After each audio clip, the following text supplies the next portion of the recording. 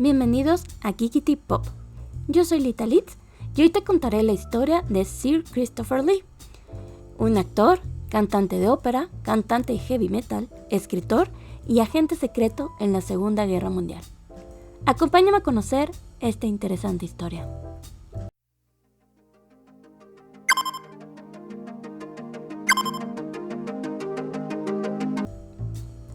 Christopher Lee nació el 27 de mayo de 1922 en Belgravia, un acomodado barrio londinense. Era hijo de la aristócrata de origen italiano Estelle Marie Carandini di Sarzano y de Geoffrey Trollope, militar que alcanzó el rango de teniente coronel después de combatir en la Guerra de los Bóeres y en la Primera Guerra Mundial. Su abuelo materno fue un refugiado político italiano establecido en Australia, y su abuela materna fue la soprano Marie Carandini. La familia Carandini es una de las más antiguas de Europa, y ya había dado numerosos personajes relevantes en la historia. Se cree que sus antepasados pudieron tener relación con Carlomagno, y años después, el emperador Federico Barbarroja les concedió llevar el escudo de armas del Sacro Imperio Romano. A la edad de 6 años, sus padres se separaron y su madre inició una nueva relación con Harcourt George St. Cross Rose, banquero y tío del escritor Ian Fleming.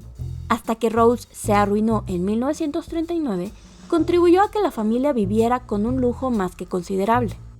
Como bromeaba el propio Lee en Tall, Dark and Gruesome, la primera versión de sus memorias, publicada en 1977, dijo: "Es cierto que una vez no pudimos viajar en primera clase, en el Blue Train, pero debió de haber sido por un error con la reserva".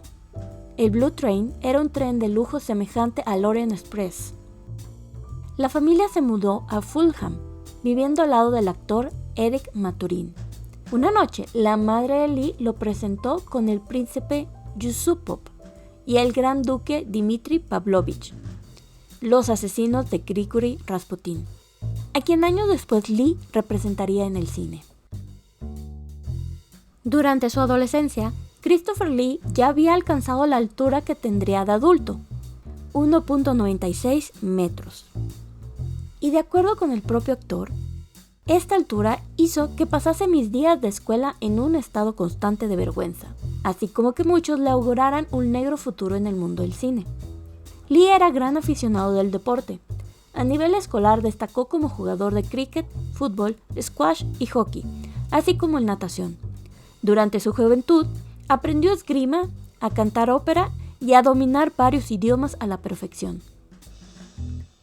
Acabada su etapa escolar, comenzó a viajar por varios países europeos y, según su propia autobiografía, fue testigo de la muerte de Eugene Weidmann, el último hombre ejecutado de forma pública en Francia. Esto en junio de 1939. Comprometido con los principales movimientos políticos de su época, se presentó en el cuerpo de voluntarios que apoyó a Finlandia en la Guerra de Invierno, que este país libró contra la Unión Soviética. Sin embargo, su división no llegó a entrar en combate. Después, regresó a Londres y se enroló en el Royal Air Force.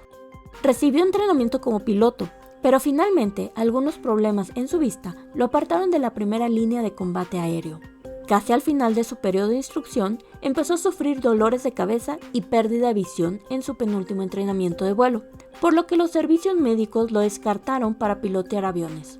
A partir de ahí, pide entrar a formar parte del servicio de inteligencia de la RAF, y tras un largo periodo donde tuvo varios puestos, es nombrado oficial de inteligencia. Se le destinó al Escuadrón 260, el cual se encontraba en el norte de África y Egipto. A medida que el avance de los aliados continuaba en Túnez, cerca de la línea Maret, Lee casi muere cuando el campo aéreo del escuadrón fue bombardeado. Siguió avanzando hasta Sicilia. En julio de 1943, Lee fue promovido a oficial de vuelo. Enfermó de malaria y estuvo hospitalizado. A su regreso, encontró al escuadrón inquieto, frustrado, sin noticias del Frente Este y de la Unión Soviética en general. Sumado que no tenían noticias de su casa ni alcohol, había indicios de un motín. Lee, quien era experto ya en lo referente a Rusia, habló con ellos inspirándolos a que siguieran con sus deberes. Cuando los aliados invadieron Italia, el escuadrón se basó en Foggia y Termoli durante el invierno de 1943, donde Lee era segundo al mando. Durante la mayor parte de la batalla en Monte Cassino, Lee estuvo con los Gurkhas, que era la 8ª división de infantería india. Durante un tiempo libre que tuvo en Nápoles, Lee escaló el monte Vesubio, el cual hizo erupción 3 días después. Durante el último asalto en Monte Cassino, el escuadrón estaba en San Angelo, y Lee, de nuevo, casi muere cuando uno de los aviones estrelló en el despegue. Para noviembre de 1944, Lee fue promovido a teniente de aviación y dejó al escuadrón para ir al cuartel general de la Fuerza Aérea Británica. Lee participó en la planificación y coordinación para un posible asalto a una supuesta fortaleza alpina alemana. Fue asignado a operaciones especiales y de inteligencia, donde tuvo un papel muy activo, hasta el punto de que muchas de sus misiones siguen estando aún clasificadas como secretas. Lee contó alguna vez: formé parte de los SAS, pero tenemos prohibido, pasado, presente y futuro, hablar de detalles específicos de las operaciones. Digamos que estuve en las fuerzas especiales y dejémoslo ahí, que la gente interprete lo que quiera. Al terminar la Segunda Guerra Mundial, en los meses finales de su servicio, Lee, quien hablaba fluido francés, italiano y alemán, entre otras lenguas, fue adscrito al Registro Central de Crímenes de Guerra y Sospechosos de Seguridad, donde tenía la tarea de ayudar a localizar criminales de guerra nazi. De este tiempo en la organización, Lee dijo: nos dieron expedientes con lo que ellos habían hecho y nos dijeron que los encontráramos, interrogáramos tanto como pudiéramos y entregarlos a la autoridad apropiada. Pudimos ver los campos de concentración. Algunos ya estaban vacíos, otros no.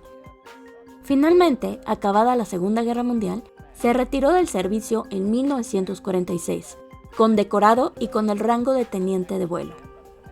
A su regreso a Londres, decidió que no quería trabajar en una oficina, ni dando clases en alguna universidad.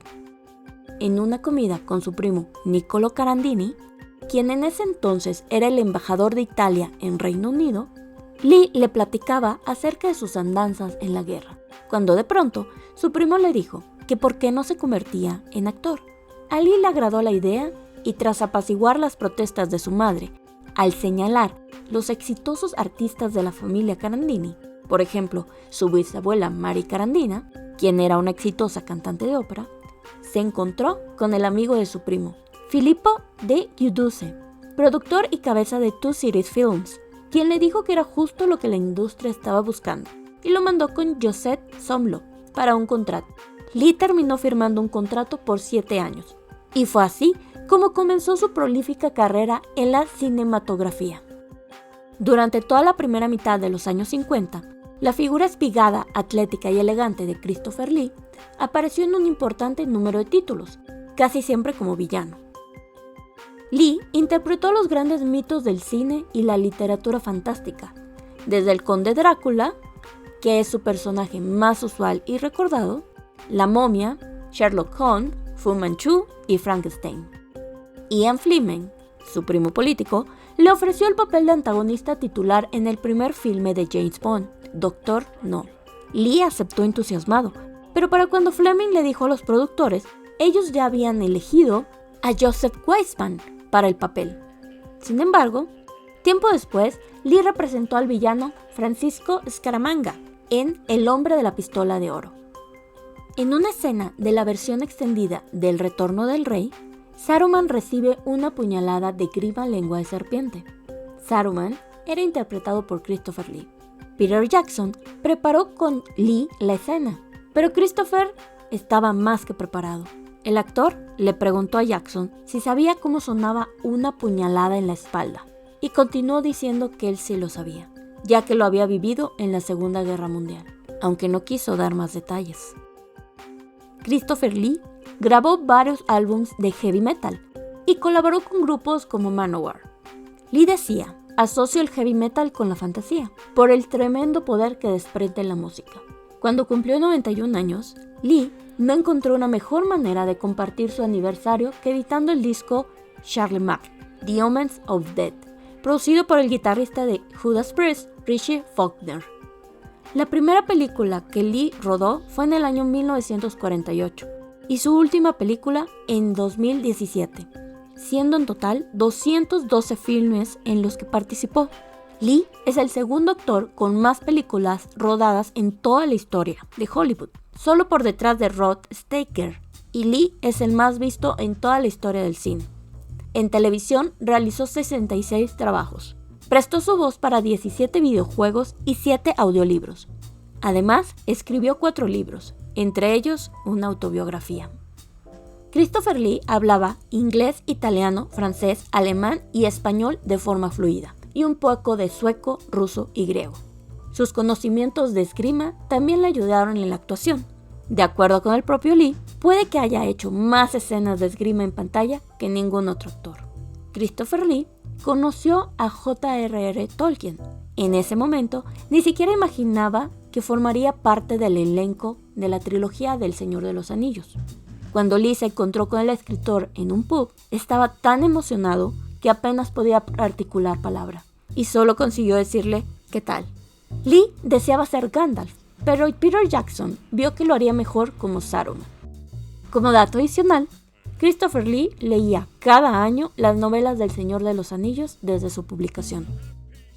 A lo largo de su ilustre carrera, recibió varios honores y premios, como el BAFTA en Reino Unido y la de Comandante de la Orden de Artes y Letras otorgado por el gobierno de Francia, ambos entregados en el 2011. Fue reconocido varias veces por la monarquía británica, quien lo condecoró como comandante de la Orden del Imperio Británico y luego como caballero. Al recibir este último título en una ceremonia presidida por el entonces Príncipe Carlos, por su edad, a Lee le fue permitido ser condecorado de pie y no de rodillas, como dicta el protocolo. En la mañana del domingo del 7 de junio del 2015, Lee falleció en el Westminster Hospital, en el barrio londinense de Chelsea, centro en el que había ingresado 3 semanas antes y donde había cumplido 93 años, tras sufrir problemas respiratorios e insuficiencia cardíaca. Su esposa decidió retrasar el anuncio público de la muerte de su marido hasta el jueves 11, para avisar primero a los familiares y amigos más cercanos del actor. Y esta fue la historia de la vida de Sir Christopher Lee, una persona que parece haber vivido varias vidas en una sola. Cuéntame, ¿conocías todos estos datos de Christopher Lee? Bueno, como siempre, si tú tienes una sugerencia o petición de episodio, me encantaría que me lo comentaras. Y también que te suscribas, le des me gusta y actives la campanita para que te avise cada que suba nuevo video. Si gustas, puedes seguirme en mis redes sociales que se encontrarán en la cajita de la descripción. Y sin más por el momento, me despido. Hasta la próxima.